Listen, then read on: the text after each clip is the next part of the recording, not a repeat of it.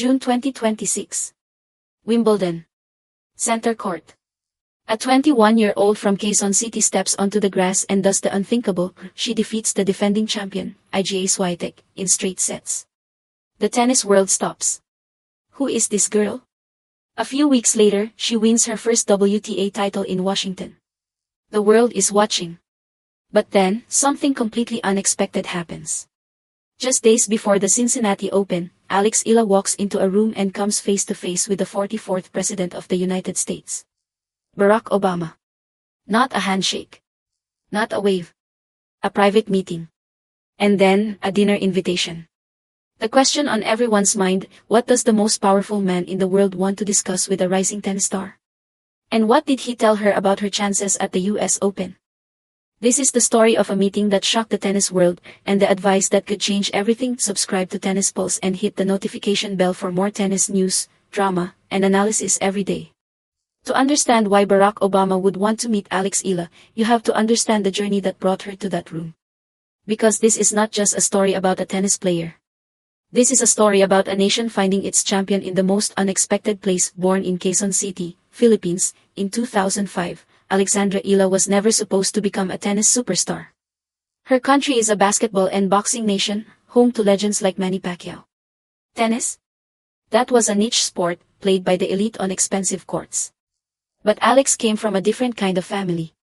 Her mother, Rafa Nadal Academy, was a competitive swimmer who won a bronze medal at the 1985 Southeast Asian Games.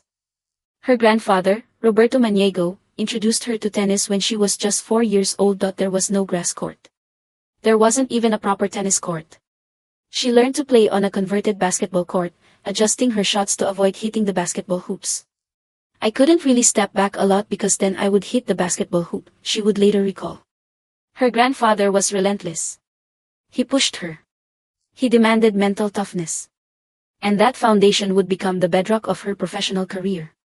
By the time she was 12, Alex had won Les Petits, a prestigious junior tournament in France, whose past champions include Rafael Nadal and Martina Hingis.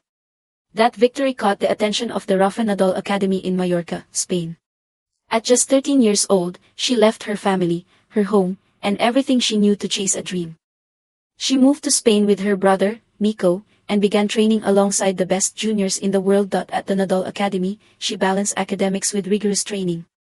She graduated in 2023, with none other than Iga Swiatek as the guest speaker at the ceremony. Imagine that, the world's #1 handing a diploma to a young Filipina who would one day defeat her on center court at Wimbledon. It sounds like a movie script, but this is reality. The results came quickly. In 2022, she won the US Open Junior Girls Singles title, becoming the first Filipino to win a Junior Grand Slam. But the professional tour was a different beast. She was ranked 140th in the world in early 2025. Then came Miami. The 2025 Miami Open changed everything. As a wild card, she defeated 3 Grand Slam champions, Elena Ostapenko, Madison Keys, and Iga Swiatek in a stunning run to the semifinals. She broke into the top 100. Then the top 50. Then the top 30. By mid-2026, after a deep run at Wimbledon, she cracked the top 20. In August 2026, she made history again. At the Mubadala DC Open in Washington, she defeated top seed and world number 3 Jessica Pegula in the final to become the first Filipino to win a WTA Tour-level singles title. Her reward? A career-high ranking of number 20 in the world. This was not just a tennis player. This was a phenomenon. The Filipino community worldwide had found their new hero. Stadiums were packed with fans waving Philippine flags. Tennis tournament directors began begging for her to play their events.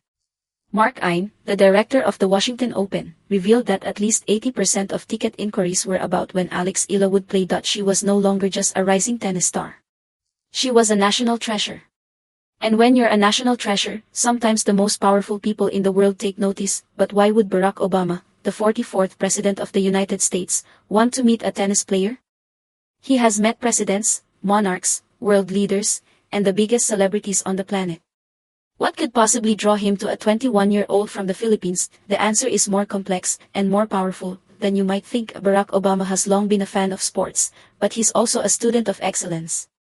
His memoir, The Promised Land, reveals a man who believes in hard work, perseverance, and the power of personal narrative.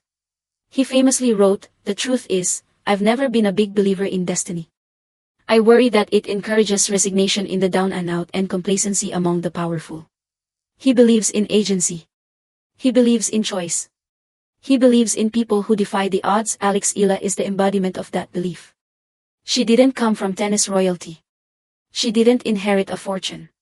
She came from a country where tennis was a luxury and where proper training facilities were almost non-existent.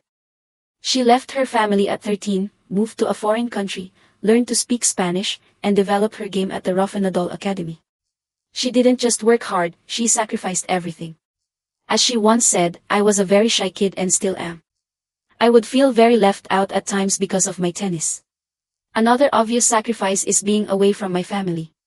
Ever since I moved to Spain, I haven't been with my family as much as other kids have thought," but she also believed in something bigger.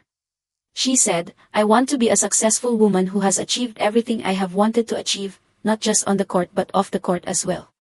That kind of ambition, to be more than just an athlete, is exactly the kind of story that resonates with Barack Obama. There's also a political dimension. The Philippines has long been a key ally of the United States. The Filipino-American community is one of the largest immigrant groups in America, and they are fiercely proud of their heritage. Alex Eala has become a symbol of that community. When she plays in the United States, the stadiums are filled with Filipino fans. She has said, I do a lot to kind of represent my country, and I'm very proud of it." Obama, ever the politician, understands the soft power of a sports hero. Meeting Alex Eala is not just about tennis, it's about connecting with millions of Filipino Americans and sending a message of hope and achievement. But there might be an even deeper reason. Obama has always been drawn to young people who inspire change. He has met with young leaders, activists, and innovators. He sees in Alex Eala something that resonates with his own story, a person who overcame obstacles, defied expectations, and is now inspiring an entire generation. He once wrote, "The best we can do is to try to align ourselves with what we feel is right and construct some meaning out of our confusion, and with grace and nerve play at each moment the hand that we're dealt." Alex Eala has played the hand she was dealt, and she's playing it brilliantly. So when the opportunity came to meet her, Obama didn't hesitate. And what happened in that room? What did they talk about? What was the real purpose of that meeting? We are about to find out. The Cincinnati Open is one of the most prestigious tournaments on the WTA Tour, a WTA 1000 event that serves as the final major tune-up before the US Open. The world's best players are there. The pressure is immense. And for Alex Eala, this was her chance to prove that her Washington victory was no fluke. But before she even set foot on the court, something extraordinary happened. Word began to spread through the tennis community. Barack Obama was in Cincinnati. And he wanted to meet Alex Eala. It wasn't a public event. There were no cameras allowed. No press conference. This was a private meeting. And that's what makes it so intriguing. Why would the former president go out of his way to have a private conversation with a tennis player? What was so important that it couldn't be done in public? The meeting took place at a private residence in Cincinnati, a discreet location, away from the media glare. Obama had been in the city for a private engagement, but sources confirmed that he specifically requested time to meet with the Filipino tennis sensation. For Alex, it was a surreal moment. Just weeks earlier, she had been playing on converted basketball courts. Now, she was sitting across from one of the most powerful men in the world. The conversation covered several topics. Obama reportedly congratulated Alex on her remarkable rise. He mentioned that he had been following her journey, from the 2025 Miami Open to her breakthrough at Wimbledon. He was genuinely impressed. According to sources familiar with the meeting, Obama told Alex that her story was a testament to what happens when talent meets determination. But the conversation wasn't just about praise. It was also about tennis. Obama, an avid sports fan, had studied Alex's game. He mentioned her powerful left-handed forehand, her mental toughness, and her ability to perform under pressure. He asked about her training at the Rafa Nadal Academy and her experiences on the tour. He also asked about her mindset. He wanted to know how she handled the pressure of being the first Filipino to achieve so much. He wanted to know about the sacrifices she had made. And he wanted to know about her future ambitions. Alex responded with characteristic humility. She spoke about her desire to be the best version of herself, not just on the court, but off it as well. She talked about representing her country and inspiring young Filipinos to dream big. I'm taking it step by step, she told him, echoing her public statements. It's a big thing to take in, and I'm so super proud of what I was able to accomplish, but it definitely fuels me more. Obama nodded. He understood that kind of drive. He had seen it in politicians, activists, and athletes. But what happened next, what came after the conversation, was something that Alex Eala would never forget. The conversation was going well. But then, as it was wrapping up, Obama said something that took Alex completely by surprise. He didn't just want to meet her. He wanted to have dinner with her. The invitation was unexpected. It was personal. It was a gesture that spoke volumes about the level of respect he had for this young athlete.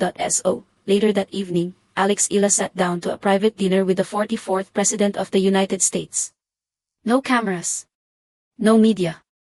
Just two people, one a legendary leader, the other a rising star, sharing a meal. The dinner was informal but meaningful. They talked about life, tennis, and the future. Obama shared stories from his own journey, the challenges he faced, the obstacles he overcame, and the importance of staying true to one's values. He told Alex that the greatest leaders are not those who seek power, but those who seek to serve others. And he emphasized that her rise was not just about tennis, it was about showing the world what Filipinos could achieve. But the most powerful moment of the evening came when Obama talked about Alex's potential. He looked her in the eye and said, "You have something special. It's not just your talent. It's your character. It's your resilience. It's your belief in yourself.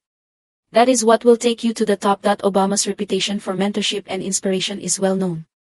He has always believed in the power of young people to change the world.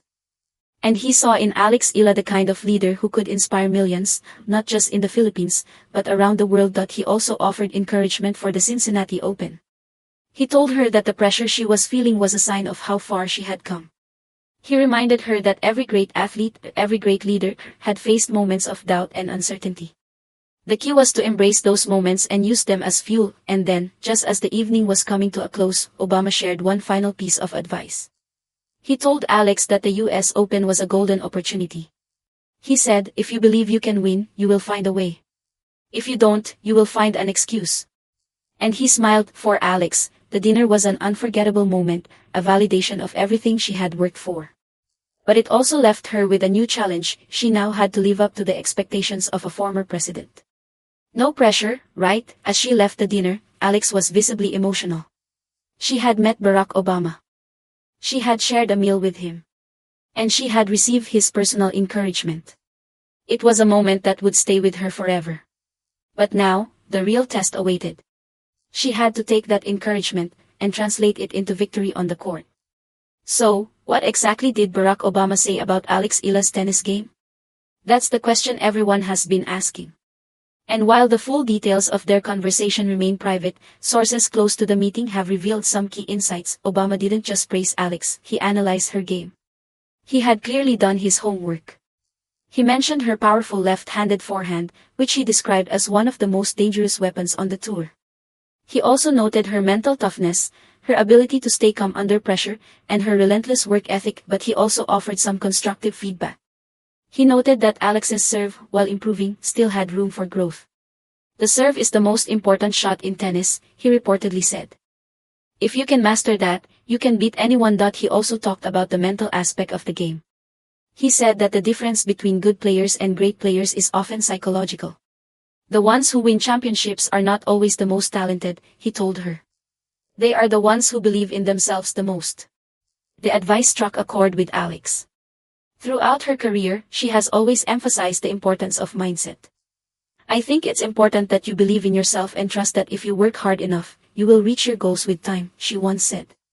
Obama's words reinforced that belief. Obama also talked about the US Open. He said that the tournament was a golden opportunity for Alex to make a statement. "The US Open is where legends are made," he reportedly said. "If you can win there, you will become a global icon." He wasn't just talking about tennis, he was talking about legacy. That dinner meeting may have been private, but its impact was anything but. Alex Eala walked out of that room with a renewed sense of purpose. She wasn't just playing for herself anymore.